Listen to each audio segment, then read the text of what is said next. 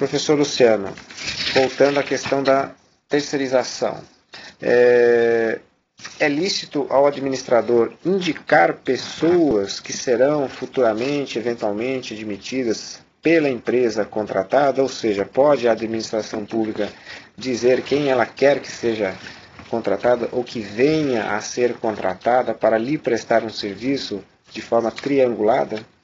Essa prática é correta? Bom, essa não é a prática desejável no âmbito da administração pública. Ou seja, não se busca, com o Instituto da Terceirização, a criação de postos de trabalho para serem preenchidos eternamente, independentemente da entidade que esteja sendo contratada. De fato, do ponto de vista teleológico, da finalidade do Instituto, isso não é o desejável. Agora, a questão de licitude ou ilicitude disso, ela é tênue. Porque a empresa, quando fornece a mão de obra, ela tem a liberdade de contratar quem ela bem entender. É claro que eu não estou aqui a pregar que as pessoas, as entidades venham a recepcionar as pessoas físicas que trabalham num dado órgão, tão só com o objetivo de mantê-las para o trabalho. Embora se reconheça que essa é uma prática frequente. Entendo eu que é necessário estabelecer alguns parâmetros para isso.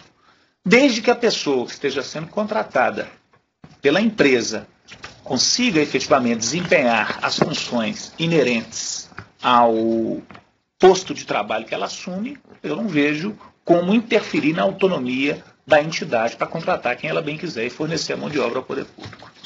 E ainda nessa mesma linha de raciocínio de ideias, como a administração pública deve se acautelar, já que esse é um problema muito frequente, se acautelar para que não haja criação de vínculo de trabalho e emprego entre o que presta o serviço na repartição pública e a administração pública tomadora daqueles serviços. Quais seriam assim, as cautelas, o que teria que a administração fazer para não criar essa situação, que é uma situação complexa. Muito difícil, né? Porque, na verdade, o que acontece? Nós hoje temos uma situação um pouco complicada no âmbito da administração pública.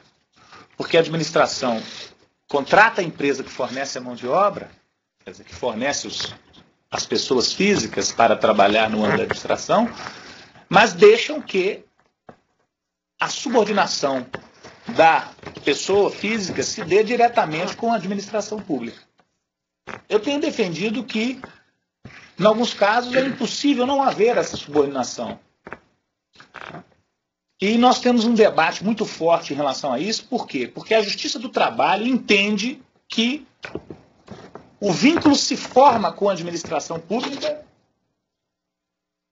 de maneira subsidiária. Ou seja, quando a entidade não consegue arcar com os ônus da contratação, o poder público poderá ser chamado a arcar com os ônus da contratação da pessoa física.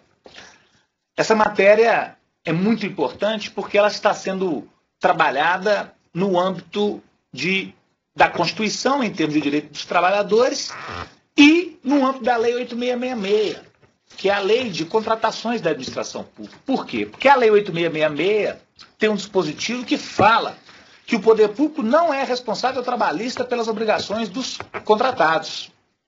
Mas a Justiça do Trabalho afasta esse dispositivo, entendendo-o inconstitucional, para reconhecer o vínculo subsidiário do poder público. Essa matéria está sendo objeto de uma ADC, uma ação declaratória de constitucionalidade proposta pelo governo do Distrito Federal, junto ao Supremo Tribunal Federal, e justamente batendo na constitucionalidade do dispositivo da 8666, que diz que a administração pública não terá responsabilidade trabalhista nos contratos de terceirização. Então, a matéria hoje é colocada à Corte Suprema. Acho que nos cabe aguardar para ver o deslinde dessa questão. A administração, enquanto isso não acontece, deve se acautelar. Como? Eu acho que ela deve exigir garantias na contratação, garantias vultosas, deve prever nos contratos a possibilidade de retenção de créditos, né? Se eventualmente na rescisão do contrato com a empresa não houver o pagamento dos direitos trabalhistas dos empregados e estabelecer no contrato a obrigatoriedade talvez de adiantamento dos recolhimentos. Quer dizer, a administração, quando pagar as faturas às empresas terceirizadas, pagará as faturas já descontando os valores inerentes ao recolhimento do Fundo de Garantia por Tempo de Serviço e das eventuais e do vínculo com o INSS, este já sua obrigação no termo da legislação previdenciária. Professor Luciano, é do seu conhecimento certamente, mas pode não ser do conhecimento de alguém, e me vejo na contingência de relatar que a Justiça do Trabalho, em algumas circunstâncias, tem se utilizado da garantia contratual para fazer frente, inclusive, a pagamento de verbas trabalhistas, verbas rescisórias, o que me parece uma medida equivocada, mas é uma ordem, são ordens que têm sido dadas pela Justiça Laboral, e a Justiça Laboral, então, em face ao não pagamento pelo nosso contratado, pela empresa que foi contratada, das verbas devidas aos trabalhadores, nas ações reclamatórias, os trabalhadores têm conseguido ir à administração pública e retirar da garantia contratual valores que têm se destinado ao pagamento dessas verbas rescisórias. É um dado interessante, porque a coisa está ficando mais complicada ainda do que já se tem antes, né? Por isso é que acho que a minha posição, professor Jair, foi no sentido que essas garantias sejam garantias vultosas, quer dizer, garantias efetivamente expressivas, tamanha a complexidade da relação que se estabelece nos contratos de terceirização. Lembrando que o contrato de terceirização imediatamente é mais caro do que a criação de cargos ou empregos públicos. Imediatamente. Imediatamente pode ser que não, por conta das repercussões previdenciárias.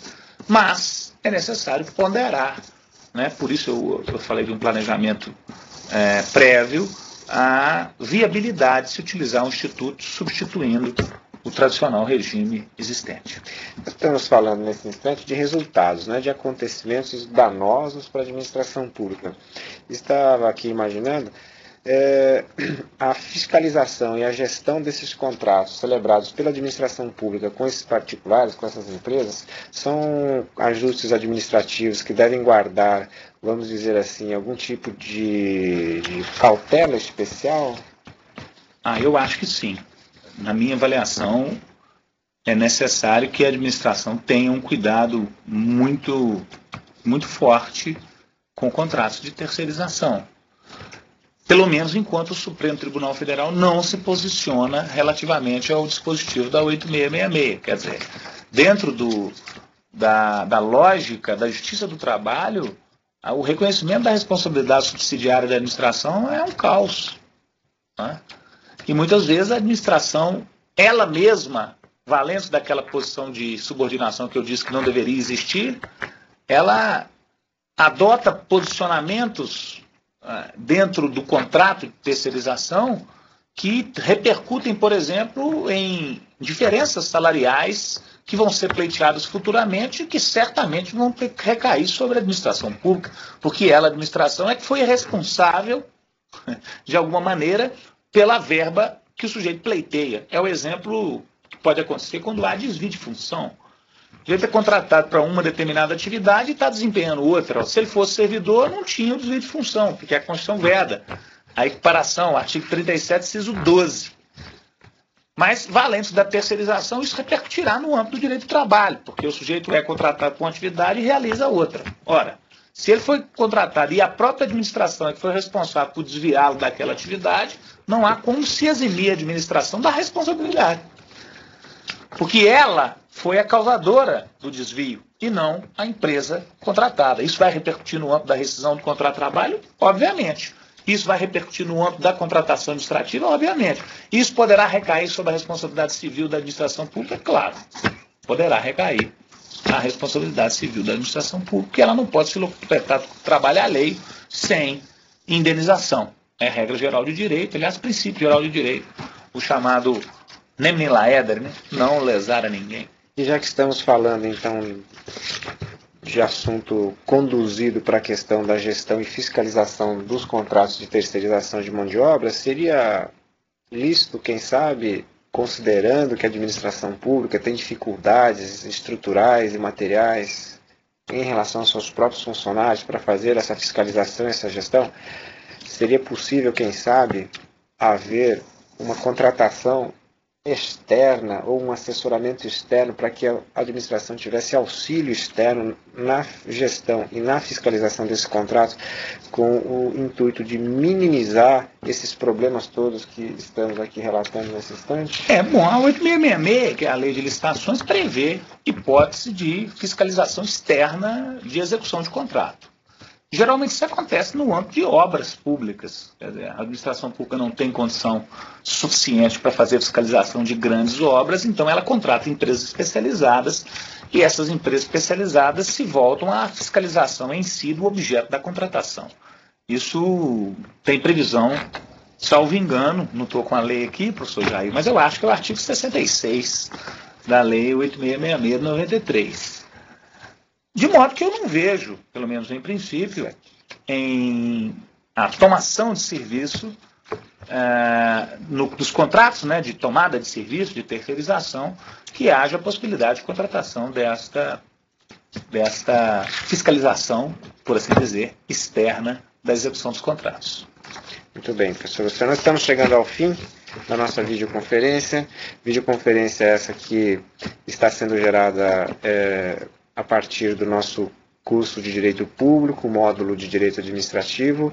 Hoje vocês contaram com a minha participação, falando de interpretação no Direito Administrativo e a presença muito honrosa do professor Luciano Ferraz, que tratou da terceirização de mão de obra na administração pública, tema inesgotável, tema com muitas variantes, tema que certamente poderá ser objeto de outras ponderações dentro lá do nosso curso. Eu, ao finalizar essa videoconferência, agradeço a presença do professor Luciano, que abrilhantou os nossos trabalhos de hoje. Agradeço as pessoas que estiveram presentes aqui nos nossos estúdios, o pessoal da técnica e todos aqueles que nos assistiram e, em especial, aos nossos alunos, os alunos do curso de Direito Público, do módulo de Direito Administrativo, e certamente todos poderão colher bons frutos de tudo isso que aqui hoje nós falamos.